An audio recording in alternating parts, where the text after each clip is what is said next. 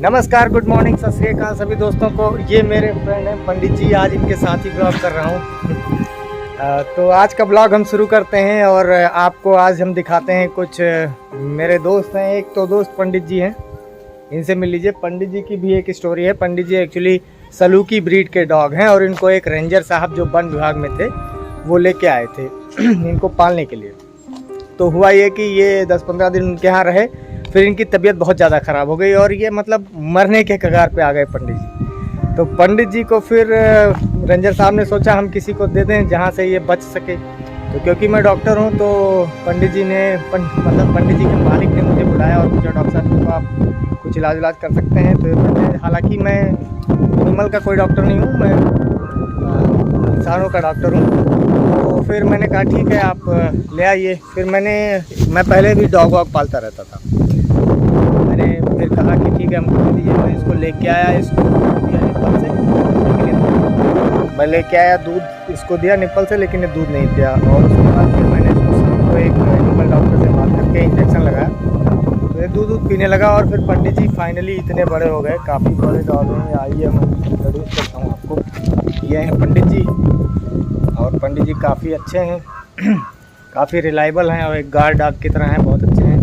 इस समय गर्मी पड़ रही है तो पंडित जी को बालों से होती है दिक्कत, तो इनको नहलाया जाता है। और काफ़ी दुबले हो गए हैं गर्मी में, क्योंकि यहीं धूप में रहते हैं। तो मैं चाहता हूँ कि इसकी इम्यूनिटी अच्छे से डेवलप हो तो ये धूप में रहे। हालांकि छाँव में इसके लिए एक जगह है जहाँ उधर जाके ये बैठ जाता है।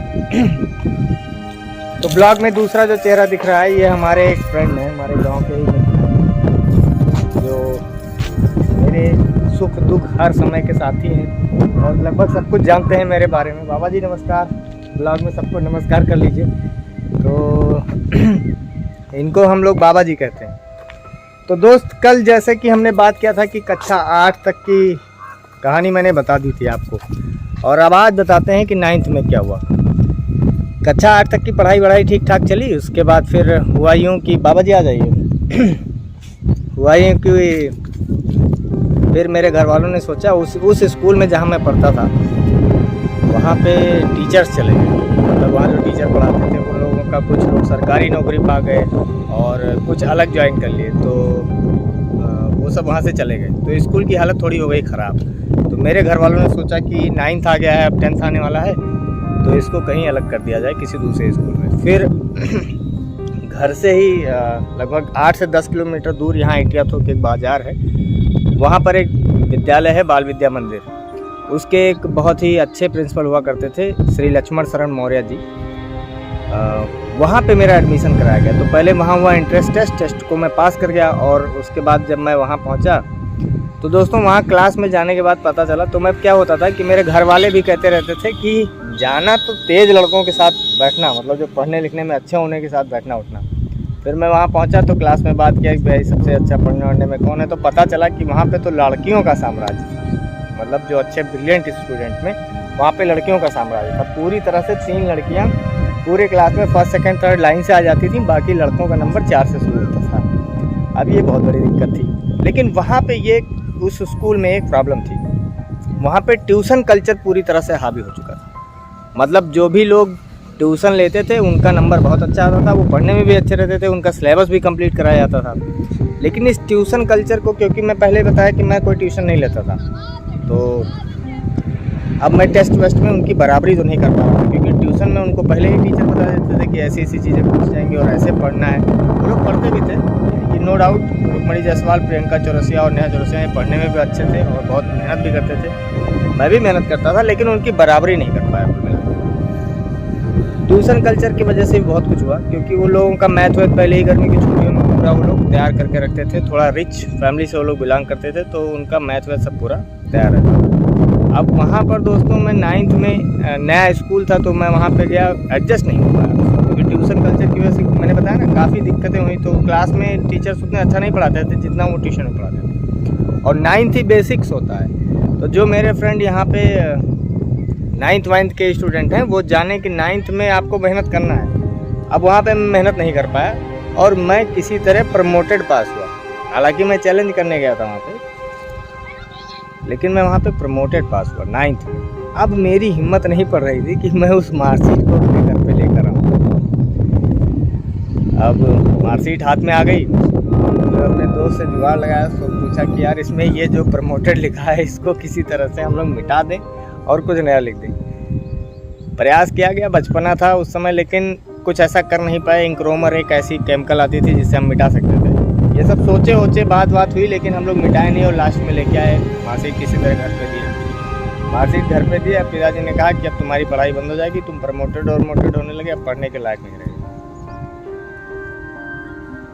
एक अच्छा स्टूडेंट जब ऐसे कुछ घर वाले उसके साथ कहते हैं ना, अब 9th में मैं अच्छा नहीं कर पाया तो दिक्कत हो गई। फिर अब वहाँ मेरा बहुत ही डिप्रेशन जैसी स्थिति पैदा हुई और गड़बड़ हुआ मेरे साथ। मैं बहुत परेशान था। फिर मेरे दादाजी मेरे सपोर्ट में आए। मेरे दादाजी मेरी ज़िंदगी में बहुत सपोर्ट किए हैं। तो जब हाई स्कूल 1 महीना 1.5 महीना किसी तरह घर में छुट्टी कटी, उसके बाद हाई स्कूल की फ़ीस देनी थी। मैं गया वहाँ पे, फिर दादाजी ने कहा कि जाओ फीस मैं दे रहा हूँ, जमा कर दो पैसा। फिर मैं वहाँ से पैसा लिया, हाई स्कूल के ले गया। लेकिन वहाँ से चेंज होना शुरू हो गया। हाई स्कूल में मैं पहुँचा तो सबसे पहले मैंने मेहनत करना शुरू किया दोस्तों। और एक मेरे टीचर थे अजय मिश्रा सर, वो एक अलग से मैथ्स पढ़ाते थे। मैंने उनसे जाके हाथ पाँव जोड़े, पैसे बहुत होते नहीं थे। मैंने कहा सर मुझे पढ़ा दीजिए। उन्होंने कहा ठीक है मैं तुमको पढ़ा दूँगा। वो हाँ बाबा जी कह रहे हैं, तेज़ बोलिए ना इस बात को।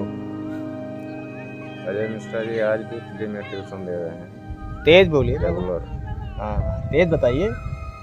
आज भी ट्यूशन अजय मिश्रा जी फ्री में दे रहे हैं, मेरे बाबा जी बता रहे हैं। ये भी MA है, पोस्ट ग्रेजुएट है। लेकिन अब गांव में रहने के बाद ना क्या होता है कि एजुकेशन का अगर कुछ मतलब नहीं निकला ना दोस्त, तो लोग ऐसे टूट जाते हैं। तो ये होता है।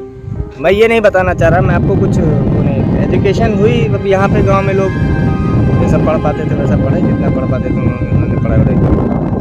चलिए छोड़िए। फिर आते हैं, फिर हुआ कि हाई स्कूल में मैं गया तो वहाँ अजय मिश्रा सर से मैंने कहा, तो उन्होंने कहा ठीक है पढ़ लो, मैं पढ़ा दूँगा तुमको।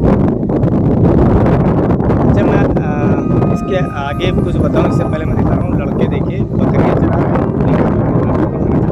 ये देखिए उनकी बकरियाँ, और वहाँ दूर में ये लड़के गोली खेल रहे हैं, देख रहे हैं। ये है गांव का प्लेग्राउंड।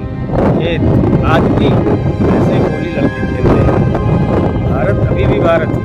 यहाँ पे देखिए ये बकरियाँ इनकी चर रही हैं, ये बकरियाँ आराम से चर रही हैं। खेत है खाली, दिक्कत है नहीं। वहाँ आप देखिए, वहाँ पे भी आपको ये देखिए बकरियाँ, इतनी सारी बकरियाँ, और लड़के जो है यहाँ पे कंचा खेल रहे हैं। तो देखिए कितना लगन से काम कर रहे हैं, देख रहे हैं आप, कितना लगन से एकदम बिल्कुल गोली पे कंसंट्रेट हो रहे हैं। सारे आपस में कुछ बातें भी कर रहे हैं, झगड़ा भी होता रहता है। चलिए फिर आते हैं टॉपिक पर। अजय मिश्रा सर के पास चला गया। बहुत अच्छे टीचर थे, बहुत ही अच्छे से पढ़ाते थे, जिसको एक गुड टीचर कहा जाता है। तो जब मैं वहाँ मैथ पढ़ना शुरू किया तो जो मैथ की फर्स्ट बुक थी वो मैं बहुत अच्छी तैयार किया। लेकिन सेकंड मैथ में मुझे ट्रिग्नोमेट्री नहीं आती। मैं खुल के बता रहा हूँ आपको, मैं ट्रिग्नोमेट्री कभी समझ नहीं पाया। समझना क्या, उसमें रटना बहुत ज़्यादा होता है। ट्रिग्नोमेट्री में आपको सब याद करना है, तो मैं बहुत रट नहीं पाता था। मैं चीज़ों को समझने और करने में, परफॉर्म करने में बिलीव करता था, तो रटने में मुझे होती थी दिक्कत, तो मैं बहुत रट नहीं पाता था। तो फिर दोस्त वहाँ से फिर मैंने जो है उनसे ट्यूशन लिया और हाई स्कूल का एग्ज़ाम देने हम लोग का सेंटर यहाँ से गया है विश्वविद्यालय खरगोन। वहाँ पे हम लोग गए, वहाँ एग्ज़ाम था। अब एग्ज़ाम के टाइम पे बहुत सख्ती होती थी उस वक्त। मतलब अगर आप पीछे देखेंगे तो मारे भी जाएंगे और आपकी कापी भी छीनी जा सकती है। तो फिर ये सब होता रहा। तो वहाँ पे अच्छा एग्ज़ाम हुआ किसी तरह। मतलब हम लोग डर डर के एग्ज़ाम देने जाते थे कि अरे भैया आज हाई स्कूल का एग्ज़ाम है। और जब हम लोग निकलते थे ना तो एक सम्मान की नज़र से लोग देखते थे, ये लड़के हाई स्कूल का एग्ज़ाम देने जा रहे हैं। तो मतलब बहुत लोग हेल्प भी करते थे। अगर आप देर हो रहे हैं तो लोग, आप अगर कोई मोटरसाइकिल, उस ज़माने में बहुत कम होती थी, लेकिन अगर कोई जा रहा है तो पूछता ज़रूर था कि बेटा एग्ज़ाम देने जा रहे हो क्या। तो वहाँ पे वो लोग बहुत हेल्प करते थे। फिर उसके बाद हाई स्कूल का एग्ज़ाम हो गया। अब उसके बाद जो है हाई स्कूल के एग्ज़ाम के बाद सब लोग रिज़ल्ट का बहुत वेट करते थे उस टाइम। पहले पेपर्स में रिज़ल्ट आते थे, न्यूज़पेपर में रिज़ल्ट आते थे, आप सब जानते होंगे। लेकिन उस समय टेलीफोन आ चुका था हमारे यहाँ। तो टेलीफोन पे भी एक नंबर होता था जिस पे आप फ़ोन करके पता कर सकते हैं कि आपका रिज़ल्ट क्या हुआ।